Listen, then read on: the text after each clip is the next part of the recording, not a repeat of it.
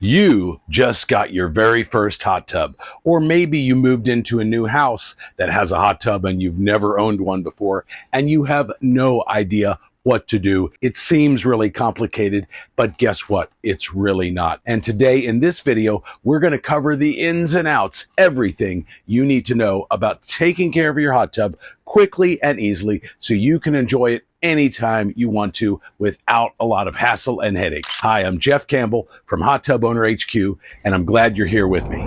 So I'm going to assume that you bought a hot tub at a hot tub store and they installed it for you. They connected it up to the electricity, and now it's just kind of sitting here without water, with the power turned off, and you're not sure what your first step is. Now, of course, it is possible that the hot tub company that set up your hot tub, maybe they did go ahead and fill it and check all of that for you, in which case you can skip ahead a little bit in this video. Well, the first step before you turn the power on is to actually just fill this thing up with a garden hose. So grab the nearest hose and just put it in there and start to fill it up. You want to fill it up to where it's above all of the jets and where it's about halfway there on your skimmer area. My filters are inside of that compartment there, and the water flows through that little entrance there. So you want that to be roughly about halfway up. If you have it too low, not enough water can get into the system, and that can cause things to stop working because the water flow is too low. And there's not anything necessarily wrong with the water level being too high, other than sometimes your hot tub can become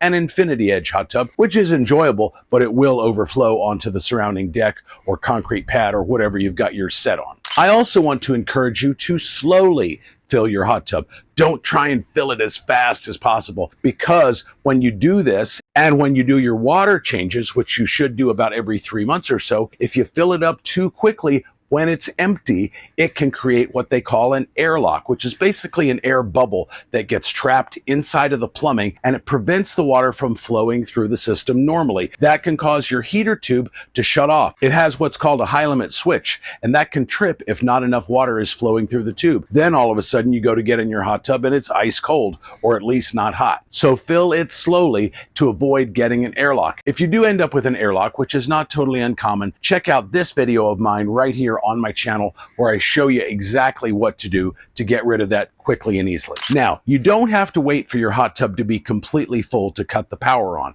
What you do want to do, though, is make sure it's above all of the jets, and especially the intake filters, which are usually located down in the footwell of your hot tub. If it's not above the level of the jets and you turn the power on, you do risk the filtration system kicking in, and sometimes that can mean the jets are going to turn on and spray you right in the kisser. I've had that happen before, so I recommend probably waiting until it's mostly full to turn the power on. But the sooner you turn the power on, the sooner it can start heating that water, and the sooner you can start soaking. In most cases, there's going to be what's called a disconnect box, usually somewhere between 5 and 10 feet away from the hot tub, and then that in turn is wired to one of your house's main breaker panels. So usually the power is going to be on at the breaker panel, but not at the disconnect box. My disconnect box is located right over here, just a short distance away, and there's just one main breaker in there. It's a GFCI breaker, which means it will trip off in the event of any kind of electrical fault, and that's for safety reasons. So when you're ready, just flip that switch all the way on to the left. I always turn my power off when I record my videos so that it doesn't get super noisy when you're trying to listen to me. But once your hot tub is full and the power is on,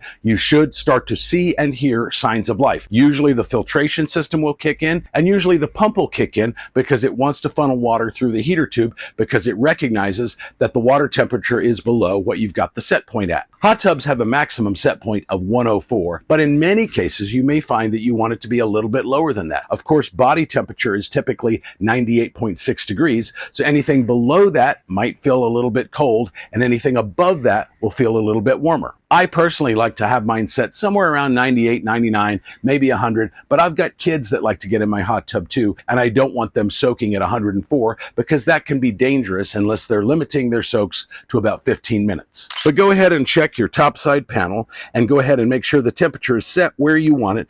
You can adjust it with these buttons here. Your panel is going to be a little bit different, but they all kind of operate the same way. You can turn jets on, lights on, and up or down on the temperature, and then there's usually some sort of a mode button which allows you to change the mode that your hot tub is operating under. The next thing I want you to do, and this is before we've added any chemicals to it, I want you to go ahead and run the jets. You want to make sure that they're working properly and that you're not seeing any signs of a leak coming from the bottom of your hot tub. So go ahead and turn those on. Most jets will time out automatically after 15 minutes, so turn them on one additional time once they stop. But we want to make sure that everything is working properly and that there's no error codes being displayed on your topside panel. There's a lot of common error codes, but many manufacturers use different codes from the other. So check your manual if you are seeing any sort of weird code displayed on your panel.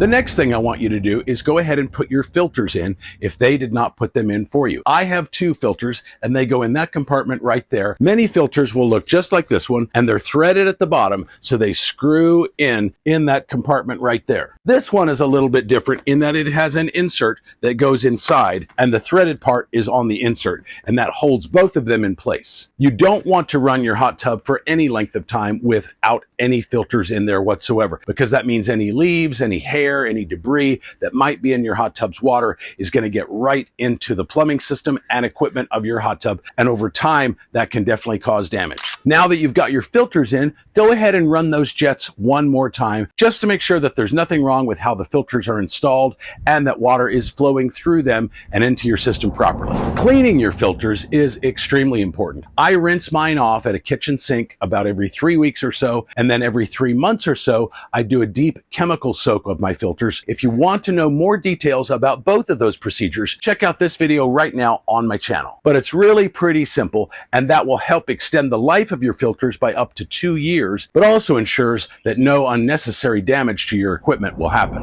Now we're ready to add our chemicals to the water to make sure that it is safe to soak in. Now, if you have well water, I want you to use a metal reducer as well as a calcium reducer. In most cases, well water is going to have a lot of iron and copper content, which you don't want in your hot tub's water. And it also is going to have extremely hard water typically, which means high levels of calcium, and that can definitely damage your equipment. So you're going to want to get both of those products. Every product I mention in this video, I'm going to link to on Amazon down below in the description. If you don't have well water, in most cases, you can ignore that. If you do have a water softener system in your house, you may want to get test strips that check for calcium levels, because you might actually want the calcium levels to come up, in which case you'd get a calcium increaser. But let's assume you do have well water and you've added your metal reducer and your calcium reducer. Wait about 15 minutes. Now we're going to test the alkalinity. You always want to check the alkalinity first before you adjust pH or sanitizer levels. Alkalinity measures the ability of your water to neutralize acid, and it's tied very closely to pH, which is a measure of your water's acidity or alkalinity. But always check the alkalinity first. Then wait about 20 minutes after you've done that. Check it again, and if it's good, then move on to adjusting the pH up or down. In most cases, you're just going to use test strips. Test strips are very easy to use. Let me show you. You're just going to get a test strip out of the jar.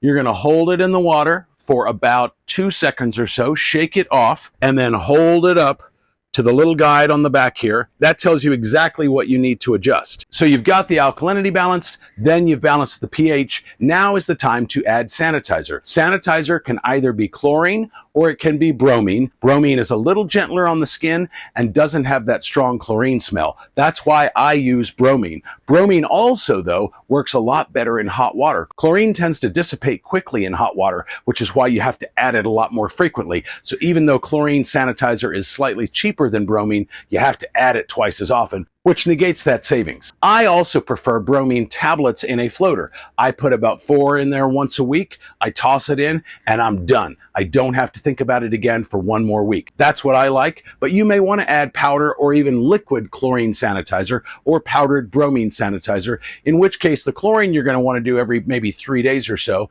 Bromine you can probably get away with doing twice a week. The only other chemical you're going to need on a regular basis is going to be shock. Shock can be chlorine or non-chlorine, and it's okay to use either one or sometimes go back and forth between the two, whether you're using chlorine or bromine sanitizer. The only thing you don't ever want to mix are chlorine sanitizers and bromine sanitizers. But bromine sanitizer and chlorine shock is just fine because it's formulated differently. And you're going to want to shock your hot tub about once a week. If you've just filled it up and you're not on well water, you don't need to add shock right out of the gate, because there's really no contaminants in the water yet. You just started it up. So wait a week and then add your first round of shock. Shock's probably going to be about a quarter cup. If you're using chlorine shock, it's important to wait quite a while and then test the water before you get in there to make sure the levels aren't too high. If you're using non-chlorine shock, you can get in almost immediately. While you're adding these chemicals, I always like to have the jets running and the cover off. That way the chemicals aren't splashing up onto the underside of the cover. And the jets help circulate the water so that those chemicals get into every ounce of water in your hot tub that much faster. Now, since this is the very first time you're adding chemicals to your hot tub, I recommend running the jets for maybe an hour or two just to really get it circulated. You have no idea what sort of dust and debris might have accumulated in your hot tub's plumbing system, and we want to get all of that cleaned out, and we want to make sure that there's nothing potentially hazardous in there. So running the jets for a lot longer than normal is recommended. And again, those jets time out after 15 minutes, so you're going to have to keep restarting it. Bear in mind that this is your first time startup. Once you get in a groove, it's not going to be anywhere near this cumbersome and this detailed, just maintaining your hot tub. Also bear in mind that your water is going to take probably 6 to 12 hours to heat up after you turn the power back on. You're not going to be able to soak in there immediately. And I should point out that what I've talked about so far is a 220 volt hardwired hot tub. Some hot tubs, and especially inflatable hot tubs, just plug into a regular wall outlet, and those are a little bit different. For starters, any hot tub that just plugs into a regular wall outlet is not going to be able to run the heater and the jets at the same time, which means it's going to take a lot longer to heat up, probably 24 hours or more. And anytime you're soaking in one of those, if you have the jets on for a long time, just bear in mind that the heater is not going to operate the whole time you're in there with the jets on. So you might see the temperature drop a little bit, especially if it's cold outside. Now, while you're heating your hot tub, I do kind of recommend, after you've waited maybe 20 minutes from the last round of chemicals, to put the cover back onto your hot tub to help keep that heat trapped inside. That will help it heat up that much faster. All right, so let's say it's now the next day. You haven't soaked in here yet, but all the chemical levels look fine. The water is heated up to your set point and everything seems great. Now, of course, it is okay to go ahead and soak in there if you want to. I do probably recommend, though, you do another round of testing before you get in if you haven't done one on that same day, just to make sure everything is pretty good. pH levels that are way too high or way too low can not only cause issues with your equipment, but they can cause rashes and itchy spots on your skin, and you don't want that. And chlorine levels or even bromine levels that are way too high can also cause some serious skin issues as well. So it's always a good idea to check the levels before you get in. But especially since this is brand new and you've never really used this before, I think it's a good idea 1 to 2 days after that initial setup for you to do a check. And then you can probably get away with doing it once a week thereafter. And whenever you do test the water, if you need to make small adjustments, go in that same order that I mentioned earlier. Alkalinity, then pH, then sanitizer, and then shock if it's time to shock your hot tub. And again, I recommend shocking your hot tub once a week. What that does is it revitalizes the old sanitizer that you added previously, because that's now been used up fighting the contaminants and the bacteria that are in the water. But it also eliminates byproducts of chlorine or bromine sanitizer that are called chloramines or bromamines. If you're confused about chemicals and what order to add them in, I do have a recent video where I go over that in greater detail than I'm going over here. So check that out right up here. And whenever you do make small adjustments to the chemicals, go ahead and wait 20 minutes with the jets on, with the cover off, and then test it again just to make sure it's looking good. But now that you're set, you've been going a couple of days, maybe you've even gotten in there a few times. Now you can kind of sit back and check your water once a week. And that's especially true if you're using bromine tablets in a floater, which again is kind of set it and forget it. The next thing I want to talk about is evaporation. Water in a hot tub will evaporate, both because it's being heated in the hot tub, but also you got the sun beating down on it all day. Right now it's September in Central Texas, so it's still well into the 90s here. So you can bet I'm losing some water to evaporation each and every week. So don't be afraid to occasionally top off your hot tub once or twice a month if you notice the water level getting a little bit low. That will also help cool it down in case your hot tub is in direct sunlight like mine and you're finding that the water temperature is hotter than you want it to be. I also want to mention that while, of course, if you're having any issues or problems, you can reach out to the dealer that sold you the hot tub. And I don't want to disparage any dealers out there because there are some great ones, but just know that most of them will work a whole lot harder to get that first hot tub sale with you than they're going to in terms of ongoing maintenance and issues. So don't expect them to be Johnny on the spot every time something happens that you don't expect. And that's why it's good to learn how to figure out a lot of this stuff yourself. And I have hundreds of videos on my channel. So if you're not subscribed, go ahead and hit that subscribe button and the bell notification button too. Now I want to cover some common hot tub mistakes that newbies often make. The first one is adding all of the chemicals at once or in the incorrect order. If you never get the alkalinity right on your hot tub, none of the other chemical levels are likely to balance where you want them to be. And you may find that you're adding way more chemicals than you need to trying to get it to balance, which is a waste of money. Mistake number 2, never enter the hot tub right after you've added chemicals. You always want to have the jets on, the cover off, and run those jets for about 15 or 20 minutes, and then test it again before you get in. One ninja tip that I follow is I always adjust my chemicals after I get out of the hot tub. That way it's ready to go for me the next time I'm ready to get in. The next mistake is not paying attention to the fact that you're on well water and not adding something to get rid of the metals and the calcium that are in that well water. You'll know if you've got high metal content in your water because if you add any sort of chlorine or bromine product, the water is going to instantly turn green. Now it will dissipate. It won't stay that way, but it might stay that way for 5 or 10 minutes. And that tells you that the mineral content in your water is too high. Calcium buildup, though, is actually more dangerous. We've all seen that kind of flaky calcium buildup on a shower head. Imagine that inside of all of the equipment in your hot tub. Over time, that can reduce the water flow and again cause that high limit switch to trip in your heater tube and wreak all kinds of havoc with your equipment and prematurely shorten the lifespan. Now, the good news is all of the equipment in your hot tub can be replaced by you if you have a little bit of DIY skill. So check out this video on my channel right up here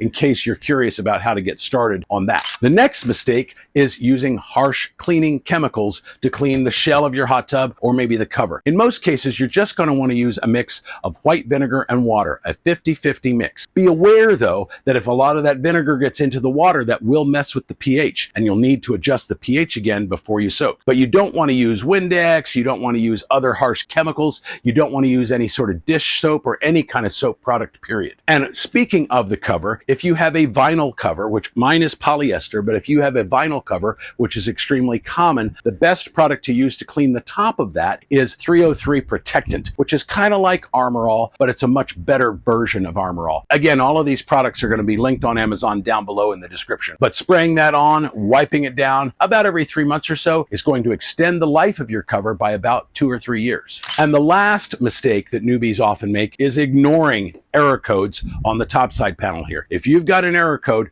pull up that manual, either a paper one that they gave you or find it online and see what that code means. Now, a lot of the time, hot tub salespeople are going to sell you a boatload of products, and a lot of the time, you don't really need all of that stuff. Here is exactly what you need to maintain your hot tub on a regular basis. The first is a container of test strips just like this one. And again, you're going to test your water a minimum of once a week. Then you're going to want products to adjust the alkalinity and the pH both up or down depending upon what your needs are. Many times products say spa up or spa down because they adjust both. It's almost impossible to not affect one without affecting the other, at least to some degree. The only thing that actually adjusts the pH up without impacting the alkalinity is turning the jets on because that naturally aerates the water. You're also going to want sanitizer, and again, that can be chlorine or bromine. I like bromine tablets in a floater just like this one. Open the lid like that, put your tablets in, lock this back in place, toss it in. Then you're going to want some kind of shock. And again, that can be chlorine-based shock or non-chlorine shock. I actually keep both on hand for different reasons. If I have a big party and there's a ton of people in here, I'm going to shock it the next day to get rid of any contaminants that may have been added to the water by all those people. And you can bet I'm going to use a chlorine-based shock for that. But most of the time, with normal usage, I'm going to use a non-chlorine shock because it's just a little bit gentler on the skin. And that's really all you're going to need, again, unless you have well water, in which case you're going to want something to reduce the calcium and reduce the metals. And then I always have a handy net like this that I can use to scoop out leaves, debris, anything like that that gets into the water. But really maintaining your hot tub on a regular basis, now that you've gotten the startup done, is incredibly easy. And I've got tons of videos on my channel to help you with almost any problem you're having. But don't be daunted by everything I've covered in this video. Go ahead and bookmark it. That way you can come back to it as needed.